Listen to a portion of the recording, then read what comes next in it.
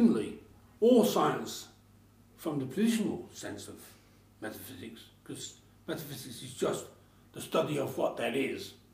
How did it get the name metaphysics? Well, it was the, meta just means after.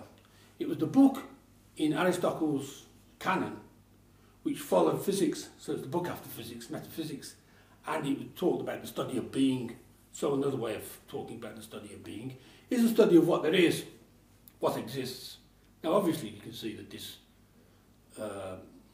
includes everything that we might say, for example, this is metaphysical, I'm metaphysical, this glass of water is metaphysical. Now, so the demarcation between science and metaphysics is what part of metaphysics is science and what part is theology, say, and which would also be another branch of metaphysics. All these various branches would be branches of ethics, would be a branch of metaphysics in a sense, and so on. And what is ethics a science? Probably not. Is theology a science? Probably not. Is physics a science? Yes. So now his demarcation problem was whether it can be tested, whether we can test, put to the. Now this in itself is something that floats. First of all, so there's something else which is similar to his difference between metaphysics and science, and that is conjecture and refutation, which is his method. Now again, similarly, it's a cats and tabbies thing. All of conjecture is part of all of refutation is part of conjecture. Conjecture is like metaphysics. I guess, I assume. Now, it is a law of logic, very simple law of logic. Logic in this sense is simpler than simplest arithmetic, simpler than 1 and 1 makes 2. Because the law of logic, and the most basic law of logic, is the law of assumptions. Now, what is the law of assumptions? The law of assumptions is that we can assume anything cogently, coherently. In other words, I can assume anything. Now, it's only when we get the second assumption and look at the relations between assumptions that we can get fallacy or proper inference into, because inference is between assumptions. But to start with assumption, you can assume anything. I can assume that I'm a balloon. Nothing wrong with that. But if I assume and make another assumption, which is incompatible with the first assumption that I'm a balloon, then I start getting fallacy, i.e. Or I might get, if I assume I'm a balloon and, Bob's going to, with a big pin and going to burst me, that will be, although it's false, both of them are false assumptions. I'm not a balloon and Bob's not going to burst me. Nevertheless, logic is the study of assumptions, whether they're true or false. Whether assumptions are true or false is decided by, to the best of you can, by observation, by looking, by checking. We can assume what we like. So conjectures and refutations. Refutations are always conjectural. Everything is conjectural, just like everything is metaphysical. And his solution to the problem of induction was conjectures and refutations. So if we did have the problem that we go from the particular to the general, induction is the idea that we can have actual valid logic from the particular to the general. Well, what's wrong with that is that the conclusion of the general is stronger than the premise. So therefore, then the jump from the particular to the general goes beyond the evidence. Therefore, it's a fallacy. It doesn't work. The two assumptions don't go together. Starting with the particular, so the general is a good assumption, but they don't. They're not logically. They don't relate to each other. They're different assumptions. Now, induction is the idea. They're not different assumptions. That there is a sort of logic. It might not be deductive logic. It might not follow, but it's got its own. What Popper says is induction has never existed. It's a complete myth. It doesn't exist. And I think he's absolutely right. And if when I was studying this at Warwick University, I bought a few books on assumption. They weren't about anything but induction. They had induction on the cover. But the past and the present was their favourite thing. Past, present. Well, logic and mathematics are timeless. When you go in for mathematics or you go in for logic, almost the same thing. It doesn't talk about past, present. That's history. That's the external world. It's not to do with mathematics. Assumes away time. Now, you can say that calculus deals with some sort of movement, But most of mathematics doesn't deal with movement either. Calculus deals with movement, but it doesn't deal with time. But might say that time implies some sort of movement. But anyhow, there's no mathematics of time as far as I know. So, so this time, past and present, the sunrise tomorrow and so on, that is not induction, notwithstanding the fact that brilliant philosophers like Bertrand Russell said it was. Bertrand Russell has the wonderful little example in his Problems of Philosophy, published in 1912. The chicken thinks that the farmer is his friend and he'll always feed it until just a few weeks before Christmas when the farmer comes and brings its neck. He says that's the fallacy of induction. You know, you think that the present or the future will be like the past. No, that's not induction. It might be similar to induction. It might have, but it's not strict. It's strict speaking. It's not logic. It's not logic at all. Let alone induction. And indeed, actually, nor is induction logic. Induction just doesn't exist. And Popper says that, and he's right on that. He says that in The Logic of Scientific Discovery, and he's right on that. Now his solution to how science works is how everything works. Now I think, owing to John Locke, who dominates, is still a tremendous influence. I mean, philosophers do have a big impact on common sense, and I think John Locke has a tremendous influence on England and on common sense in England and perhaps common sense abroad as well.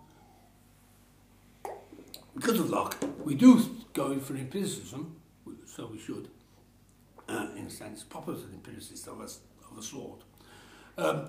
And we think that we do start from the particular and we go up to the general. But what Popper says, following Kant actually, it's Kant who says it first of all, Kant says we begin with a priori knowledge. In other words, we begin at generalities of a priori knowledge and so on. Well, Popper is a bit dubious about that, whether there's any a priori knowledge or not. But he certainly thinks that we think in generalisations, and I think this is right.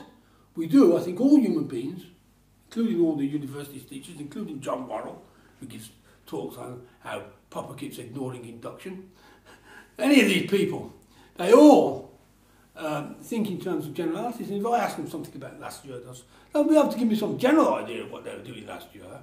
But they'll have forgotten the details. We all forget details. So this is psychology, not logic. But one of Popper's main insights when he was a young man is, one of his most brilliant insights, is that psychology tends to follow logic. In other words, if, say for example, I'm a Christian and someone comes up and gives me a proof that God doesn't exist, I might think it's empty, because it's just an abstract thing, and I know that God exists within me, you know, I can feel it, and it's just an abstract proof, it's just a piece of ridiculous mathematics, and it has no emotional effect at all. But then I might, if I've understood the proof, when I was shaving about 6 months later, I might think, bloody hell, he said, you might be quite right in that proof, perhaps God doesn't exist because of the things that he said. In other words, I'll go from the heart lags behind the head, or psychology follows logic, and we tend to, when we meet an argument that we don't like or a new argument, we tend not to be at home with it. We can understand it intellectually, we might reproduce it, but rubbish. But then perhaps 6 months later, if this is one thing that Popper wouldn't like, if reality backs it up, or what seems to us as reality backs it up, then we'll start seeing more into in the argument. Now, of course, Popper doesn't like the idea of reality backing it up, and of course he's right in his big picture here. I mean, many people like Spinoza, for example, tend to think that many physicists, my friend Paul Gray, who might have come here tonight, who's a physicist, he often talks to me as though perhaps if we knew everything would be logically entailed, and Spinoza seems to hold this. You could have an actual geometry of actual physics, and so it all fit together in logic as well as it does by observation. Well, Popper won't have anything to do with that. He's quite right, in my opinion, utterly right. And Einstein said it as well. Einstein says if you can, logic belongs to the account, and the actual world needs some sort of observation. And And this is just his attack on induction. You know, the idea, because Spinoza's got the sort of idea of induction, we can more or less, there's a logic of the world and we're onto it, so we got the generalisations which we got from the world. Well, Popper has the idea that it's more like genes and environment. You know, the genes throw up things at random, which like conjectures, and natural selection snuffs out things that doesn't fit it, you know, on an arbitrary basis. You know, an unfit rabbit doesn't have to be caught by a fox, but it's more likely that an unfit rabbit will be caught by a fox. It could well be the fit rabbit that's caught by the fox. He just happens to be too near the fox. You know, it's not. But you know, the genes throw things up, and the environment sorts it out, gets rid of the things which are now all of the terrible. Terrible thing of the where these ladies took drugs and they had spinal different children and so on. They allowed the survival of children into baby form that wouldn't have got there under normal conditions because the drugs protected them. And of course, likewise, you have a similar thing. Probably a better and more clear example is that when they put some foxes together. And they just chose friendly. The fox who was friendly to us, to human beings, to rebreed the next generation. They started getting all sorts of other things thrown up by the genes as well, like exactly like we've got with the dogs from wolves. From wolf, they got different coloured foxes, different shapes and sizes foxes, and we know that all these dogs come from wolves, and they've been. The main trait they've been selected on from the original wolf is their friendliness to human beings. And of course what happens is the human beings look after them, so therefore they get protected from natural selection. So therefore then the genes go haywire and get away with more phenotypes than they normally get away with. But there's still loads of phenotypes that get snuffed out. And so the genes throw up things, and it's the environment that selects. And conjectures and refutations are a bit like that. You can throw up anything. You can say, said earlier on, I assumed I was a balloon. That's not going to ride. I'm not going to convince you that I'm a balloon. You're going to see, if you're a balloon, why aren't you big and red? Why can't we just... What if you're full of hot air? That might... I am full of hot air, but I'm still not a balloon. but I've proved that I'm full of hot air. But still, I'm still not a balloon. So Popper, so where am I now? So I said he became professor of philosophy, and then he started this school, and they had access to this postscript thing that he eventually published. But then they all started falling it out, and there's all sorts of people like Lakatos and so on for that. And each one of nearly all of these people, they're all many of them were knights. Paul Foroban said, "What I object to is the Popperian knights." Well, in 1965, Popper himself became a knight. He was knighted in 1965. And he became a knight, but you had Sir Peter Medawar, Sir John Eccles, all sorts of people who were knights, the Popperian knights. There was about 12 of them. I should be able to think of some more. Sir Walter Bonner, there's a whole bunch of them. These Popperian knights. But anyhow, in the philosophy, they started. Now, oddly enough, as Berkeley said, Berkeley himself fell out with Popper and didn't talk to him for 12 years. But then he came back and he edited this 1980s postscript when it finally came out. But as Berkeley says, each one of these actually used bits of Popper's 1934 book and started saying that Popper didn't really say this. And he got this wrong because he overlooked this problem. One of the most famous things is naive falsification, which is a misunderstanding of Popper. That as soon as you see a falsification, you give it up. Well, Popper never said that. He always said, there might be something wrong with it, but it's conjecture. We have to conjecture whether it's really been falsified, or whether it's how bad it is. If I make the assumption I'm a balloon, well, presumably that's hopeless. I'd get rid of that. If I assume that I'm a dog, then that's got more in it. I'm nearer to a dog than a balloon, and so on. So you have what Popper called verisimilitude, like truth likeness. and the more truth. Now, what we do know, and the big thing was that Einstein refuted, when Popper was a very young man, and this impressed Popper. Newton, now of course Newton was tremendously successful and still is. The physics textbooks next year will be full of Newtonian physics at A level, O level and A level.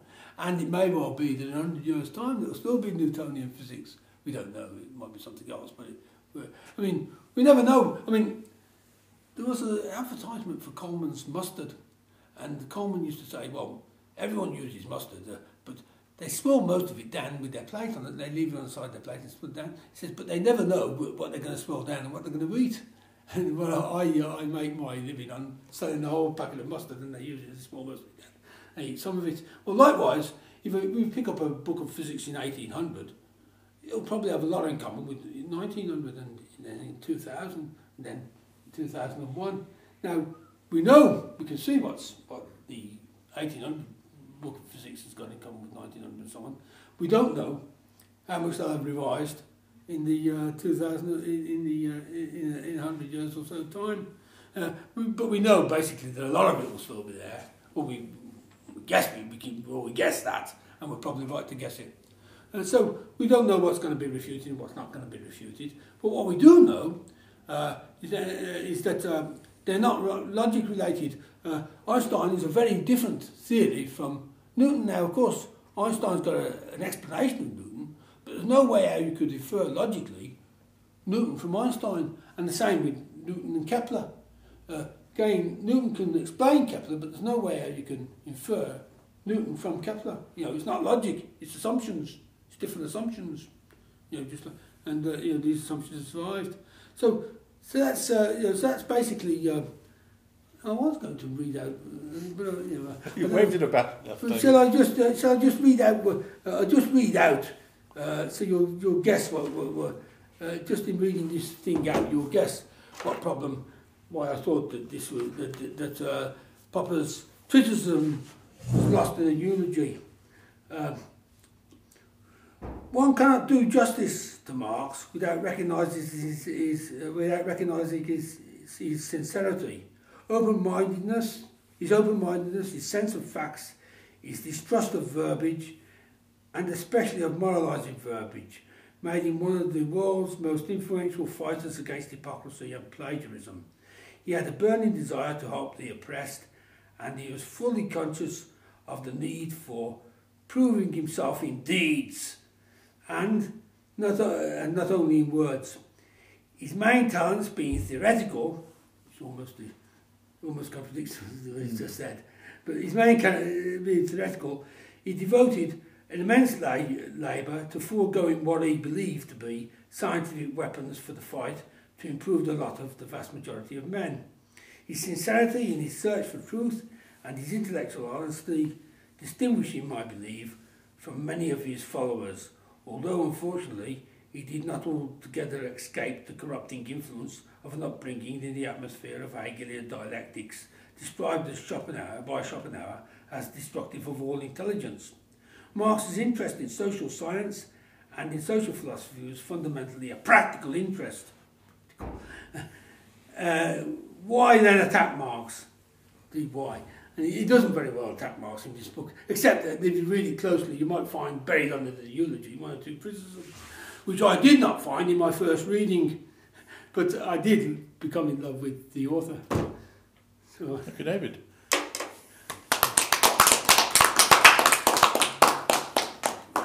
Question? Yes, any questions? I might not have explained something clearly.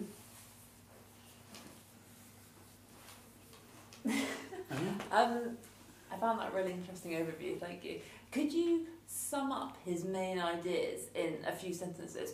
Because I don't know a lot about him. What you said about logic was very interesting, but I'm sure he's got views on I have something about, but I'm going to repeat it. I hope you don't mind me repeating it. His main ideas are conjecture and refutation. Mm-hmm. In other words, we assume and then we try to refute something because they might be wrong. Mm-hmm. So his main idea is self-criticism. And he thinks that we should all try and do this. Yes, he thinks we have a duty to do this. The Popperian duty is your duty. So a misreading of Popper is that he refutes ideas, and the ones he does not refute are true. That's such a caricature of Popper, because he doesn't ever think, he knows there's some truth, there's some facts out there, and he knows that facts can be depicted with conjectures or language, but he doesn't know whether he's got the truth or not. Just because something has survived doesn't mean necessarily it's true. So more criticism won't harm it. That's bad. Now, of course, there is a chance that it'll harm it. You can go away from the truth into hogwash, and we do run that risk. But there's nothing much to do. By more criticism, you might get off the hogwash and back onto the truth again. But so there is that right. There is a risk there. But we can't. There's no criterion of truth. So we just have conjecture and refutation, and we've got the duty to try and refute our refutation. That's his main idea. And the book that I recommend you to read, 1963, Conjectures and Refutations, says it all in the title. But I already said that in my talk. Yeah, and so does he come to any conclusions at the end of that book, or is he just doing lots of examples? Oh, the book there is just a method. Conjecture and Refutation is a series of essays. So it's different essays coming to different conclusions. So he concludes that in one of the essays, he concludes that Bishop Berkeley is a forerunner of Mark, who was a physicist in the 19th century. Ernest Mark, not Marx, Mark, he was a physicist. So he has an essay called Back to the Pre-Stratics, in which he thinks the pre-Stratics had some correct ideas, even though they're about 3,000 years old. 3,000 years old. They're still, sound, and therefore they remain true. But the truth is absolute. That's another thing. I mean, the truth is certainly absolute. Absolute truth is Platonism, or tautology. Truth is absolute, almost by definition. And but we don't know whether we've got it. We might not have it. I can jump in here, I think. You introduced the idea of verisimilitude. Yes. As Popper did. Yes. But given what you've just said, Popper would have to say that one theory, that one theory or account may have greater verisimilitude, but you can't prove it. Which comes to the same thing. It's just another way of saying what he said earlier, that even though it may have greater verisimilitude, if you could prove it, it would undermine his case in a sense. But his case is that you can't show that it has. It may have greater explanatory value, if true, but you can't actually read off the verisimilitude. Well, the false theory has verisimilitude. I mean, Newton's theory has plenty of verisimilitude. That's why it's so successful. So false theories aren't useless. Oh, I see. And Newton's theory certainly has tracks of verisimilitude. That's why it works so well. So verisimilitude is truth likeness. Now, of course, there is in this respect, and it was David Miller, his own, my personal tutor, and his own student, who actually brought forward the proof that verisimilitude is no good, because he talks about, again, I said absolute truth is Platonism. Truth is not a matter of degree. I mean, in Plato's dialogues, it puts his foot in this particular piece of nonsense, where in Plato's dialogues they talk about degrees of the truth. Well, of course, there can't be any degrees of the truth. It's either true or it's not true. And if it's not true, it's false. So now, this is mathematics, really. We only really concern ourselves with this amount of pedantry in arithmetic and mathematics. Now, we know. I mean, we know. We tolerate pedantry in arithmetic. I mean, we know that I'm not going to say that 2 and 2 makes 5. And if I did, I'd be, even though you say, well, it's 4, I'd be a bit pedantic, aren't you? That wouldn't do in arithmetic. It might do in some other topic. So now logic and things that are true is, we're talking mathematics and arithmetic there, where you are pedantic, hyper-pedantic.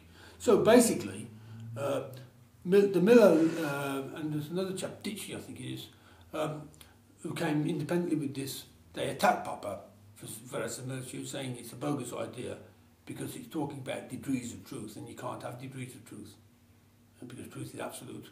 And the truth is more complex than that. It's quite a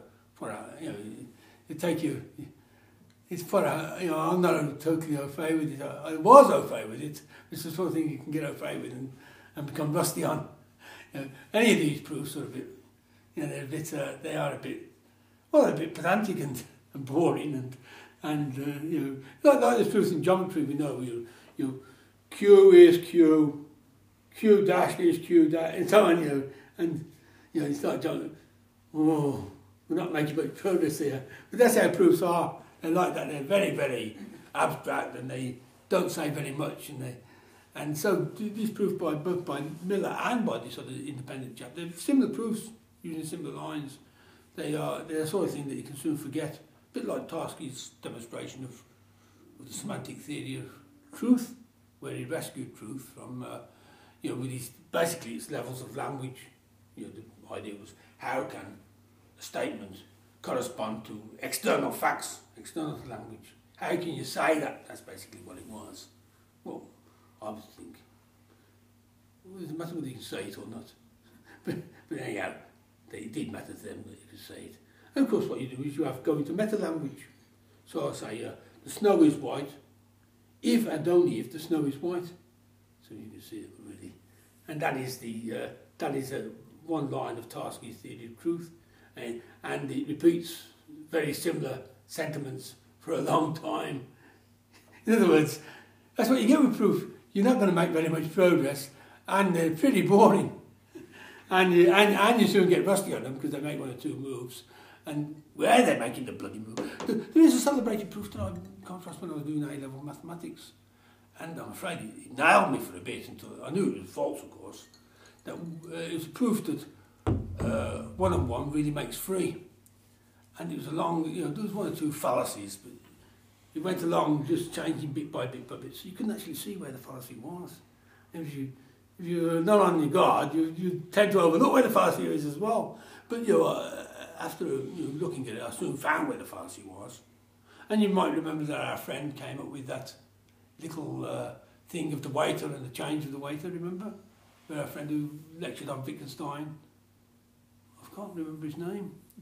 He used to come here quite often, and we haven't seen him since his father died. Alistair Morgan, yes.